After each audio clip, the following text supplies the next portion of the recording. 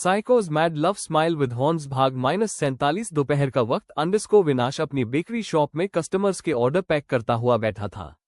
ज्यादा बड़ा भी नहीं था ये शॉप, पर था काफी फेमस। शेल्फ्स जो लाइन में दीवार से लगे हुए थे, जिसमें कई तरह आइटम सजा कर रखे हुए थे। विनाश काउंटर पर बैठा फोन चला रहा था, तभी बेकरी का ग्लास डोर खुला और एक कस्टमर अंदर आया। व्हाइट पेंट के साथ ब्लैक कॉलर वाली टी शर्ट पहने, उसका एक हाथ पेंट के पॉकेट में था। वो आकर काउंटर के सामने खड़ा हुआ। एक्सक्यूज मी, उसने इतना ही कहा था कि विनाश ने फोन पर से निगाहें हटा उस कस्टमर को देखा। I want a cake for birthday, customer ने उसे ऑर्डर दिया। विनाश हल्का मुस्कुराया। Sure sir, tell me the flavour. Customer, strawberry cake. Vinash ने उसके ऑर्डर को नोट किया और वापस से कस्टमर को देखा। ऑर्डर रेडी हो जाएगा, आपको चाहिए कब? कस्टमर, आज शाम तक। डन, विनाश ने कहने के साथ नोट काउंटर पर रखा। उसने एक नजर फिर कस्टमर पर डाली। अब देखे हुए से क्यों लग रहे हो? हम पहले मिल चुके हैं क्या? विनाश ने सोचते हुए पूछा। वो कस्टमर कोई और नहीं, खुद एडी था। तभी विनाश को कुछ याद आया और चुटकी बजा उसने उंगली एडी की ओर की। वो आप ही थे न, जिसने मुझे हॉस्पिटल में एडमिट किया था मेरे एक्सीडेंट के बाद? एडी ने अपनी गर्दन हिलाई। याददाश्त तो बड़ी तेज है आपकी। विनाश ने शाइली मुस्कुराते हुए अपनी गर्दन सहलाई। मैं मदद करने वालों को भूलता नहीं। Eddie, that's great. आपने अपना नाम नहीं बताया, विनाश ने बड़ी दिलचस्पी से पूछा। You can call me Eddie, Eddie ने हल्का सा मुस्कुरा कर कहा, जिस पर विनाश ने गर्दन हिला दी। Okay, AD. केक पर किसका नाम लिखूं? एडी, मेरी बेटी का जन्मदिन है आज, उसका नाम पीहू है। वाव, इट्स नाइस नेम। वेल, मैं आपसे एक फेवर चाहता हूँ। एडी डायरेक्ट पॉइंट पर आ गया। विनाश, जरूर, उस दिन आपका शुक्रिया अदा भी नहीं कर पाई थी मैं। तो बताइए, मैं क्या मदद कर सकती हूँ आपकी? वो एडी को बड़ी जिज्ञासा भरी नजरों से देखने लगा। एडी कुछ बोलने को हुआ उससे पहले ही एक लड़की भागती हुई बेकरी के अंदर आई और सीधा काउंटर के पास आकर घबराई सी बोली, मेरी मदद कीजिए, कुछ लड़के मेरे पीछे पड़े हैं। लड़की डरी और सहमी हुई थी। तभी 3-4 लड़के भी लड़की का पीछा करते हुए अंदर आ गए। लड़की और घबरा गई और सहमी नजरों से कभी विनाश तो कभी एडी को देखने लगी। तू चुपचाप इधर आती है या हम तुझे खींचते हुए यहां से ले जाएं? चारों लड़कों में से कोई एक लड़की को धमकाते हुए बोला। लड़की ने डरते हुए अपनी गर्दन हिला दी तो उस लड़के ने उसे घूर कर देखा और उसकी ओर बढ़ने लगा। तभी विनाश काउंटर पर से हट लड़की के सामने आकर खड़ा हुआ और बोला, जरा ठहरो, पहले चाय नाश्ता कर ले, फिर आराम से बात करते हैं कि लड़की तुम्हारे साथ जाएगी या नहीं। अबे हट बुढ़िया, लड़का लापरवाही से बोला। वही उसके मुंह से निकले शब्द को सुन विनाश अपनी मर्दाना आवाज में बोल उठा, बुढ़िया किसको बोला बे? उसकी ऐसी आवाज सुन चारों लड़कों के साथ एडी और लड़की बड़ी बड़ी आंखें किए विनाश को देखने लगे। घूर क्या रहे हो? तुम्हारे बाप की दुकान नहीं है ये, निकलो यहां से बाहर। विनाश बिना इस चीज की परवाह किए उन लड़कों से बोला। लड़के भी जिद्दी थे, वो जाने को राजी नहीं हुए और विनाश से लड़ने के लिए तैयार हो गया। देखते ही देखते चारों लड़के धूल चटाते हुए फ्लो पर पड़े थे। विनाश ने ये सब देख गर्व से अपने हाथ झाड़े। अब बड़े मुझे बुरा बोलने वाले, अब फूटो इधर से वरना। उसके आगे कहने से पहले ही लड़के उठ खड़े हुए। माफ करो अम्मा, गलती हो गई हमसे।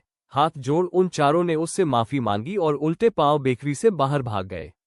लड़की का डर दूर हुआ। उसने विनाश के पास आ उसे थैंक यू कहा और वहां से चली गई। एडी अब भी काउंटर के पास ही खड़ा था और उन चीजों को प्रोटेस्ट करने की कोशिश कर रहा था जो अभी बीती थी।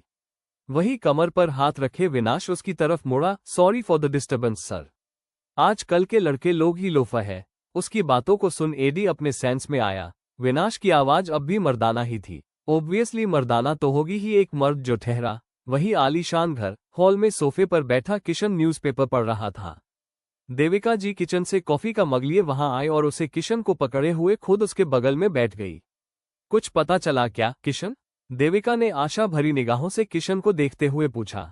किशन ने भी शांति से जवाब दिया, मैं अपनी पूरी कोशिश कर रहा हूँ देवी। तभी किशन का एक गार्ड वहां आया और उसे ग्रीट कर सिर झुकाए बोला, बॉस आपसे कोई लड़का मिलने आया है। उसने अपना नाम धीमान बताया है। गार्ड की इतनी सी ही बात कहने की देर थी कि देविका व्याकुल हो उठ खड़ी हुई। धीमान आया है? कहाँ है वो? गार्ड, वो बाहर खड़े हैं। देविका से वहां रुका नहीं गया और वो भागती हुई बाहर जाने लगी। उनके पीछे किशन भी घर से बाहर निकल आया। देवेश घर के आंगन में ही खड़ा था। उसकी पीठ उन दोनों की तरफ थी और हाथ अपने जैकेट के पॉकेट में। उन दोनों की कदमों की आहट सुन देवेश पीछे पलटा। देविका उसकी ओर बढ़ने को हुई लेकिन किशन ने उनका हाथ पकड़ रोक लिया।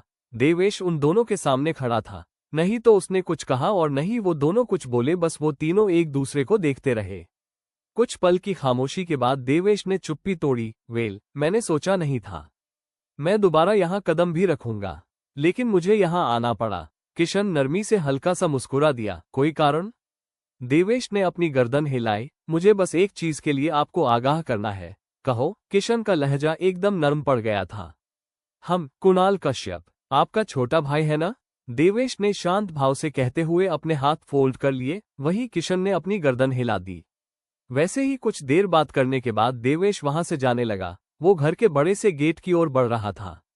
किशन, उसे रोकिए। आप उसे क्यों जाने दे रहे हो?